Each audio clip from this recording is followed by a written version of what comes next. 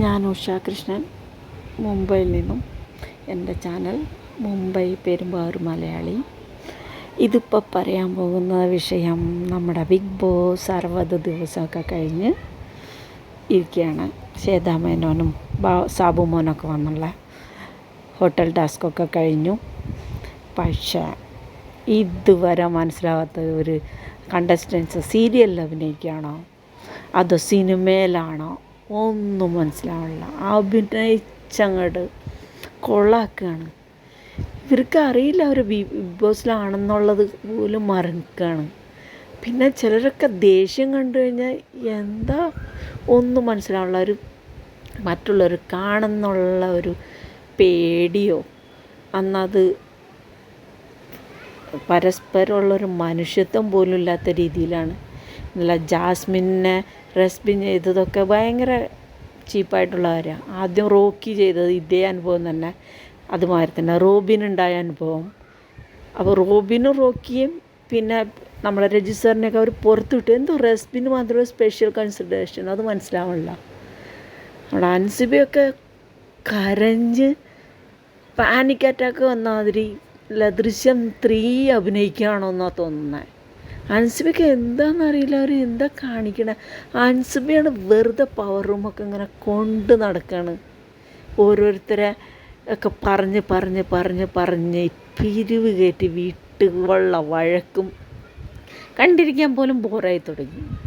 കാരണം എല്ലാം big boss എന്ന് പറഞ്ഞു കഴിഞ്ഞാൽ തമാശയും സീരിയസും അതെല്ലാം അവരുടെ ഓരോ എന്തെങ്കിലുമൊക്കെ ആക്ഷനൊക്കെ എന്തെങ്കിലും നല്ലതൊക്കെ കാണാൻ വേണ്ടിയാണ് നമ്മളിരിക്കുന്നത്. അതല്ലാതെ അവർ സീരിയലിൽ അഭിനയിക്കാതെയും സിനിമയിൽ അഭിനയിക്കുകയാണെങ്കിൽ കരഞ്ഞും പിന്നെ പരസ്പരം ഈഗോ ഒക്കെ വെച്ചുകൊണ്ടിരുന്നു കഴിഞ്ഞാൽ എന്താ ഇത് ഒന്നും മനസ്സിലാവണില്ല. എന്നാൽ അതിഥികളായിട്ട് എന്നാൽ ശ്വേതയ്ക്കും സാബുവിനും പോലും ഒരു വിലയും കൊടുക്കണില്ല. അവർക്ക് അങ്ങനെ ഒരു സംഭവം അവിടെ നടക്കുന്ന, അവർ വരും അപ്പോൾ എന്ത് വേണമെങ്കിലും ആയിക്കോട്ടെ, നമുക്ക് നമ്മുടെ കാര്യം എന്നുള്ള രീതിയിലാണ് അവർ കാട്ടിക്കൂട്ടണതൊക്കെ. നമ്മുടെ സീക്രട്ട് ഏജൻ്റൊക്കെ കളിച്ചു തുടങ്ങിയിട്ടുണ്ട്. അതുപോലെ തന്നെ നമ്മുടെ ജിൻഡോ ഒരു രക്ഷയില്ല. ശ്രീതു, അർജുൻ കുഴപ്പമില്ലാത്ത രീതിയിലൊക്കെ അവർ കളിക്കുന്നുണ്ട്. ജാസ്മിൻ ഗബ്രി പോയതിന് ശേഷം തന്നെ കളിക്കിട്ടാണെങ്കിലും നല്ല ശരിക്കും ബിബി മെറ്റീരിയലാണ് ജാസ്മിൻ.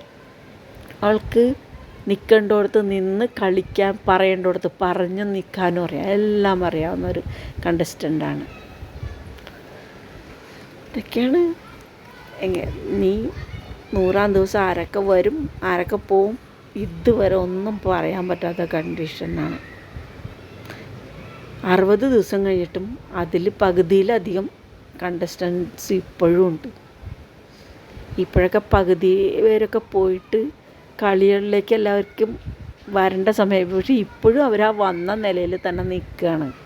കളിക്കണോ വേണ്ടയോ ദേഷ്യവും പരസ്പരം കാല് വാരിക്കൊണ്ടുള്ള നിൽപ്പാണ് എല്ലാവരും. ലാലേട്ടൻ ഇപ്പോൾ വരുമ്പോൾ എന്താ പറയണ്ടേ എന്താ ചോദിക്കണ്ടേ അതുപോലും ലാലേട്ടൻ പോലും മറന്നു പോയിരിക്കുക. ബിഗ് ബോസിന് മടുത്തു എന്നാണ് തോന്നണേ. ബിഗ് ബോസ് സീസൺ 6 കൊണ്ട് ഇനി നിർത്തി പോകാതിരുന്നാൽ മതി ബിഗ് ബോസ്.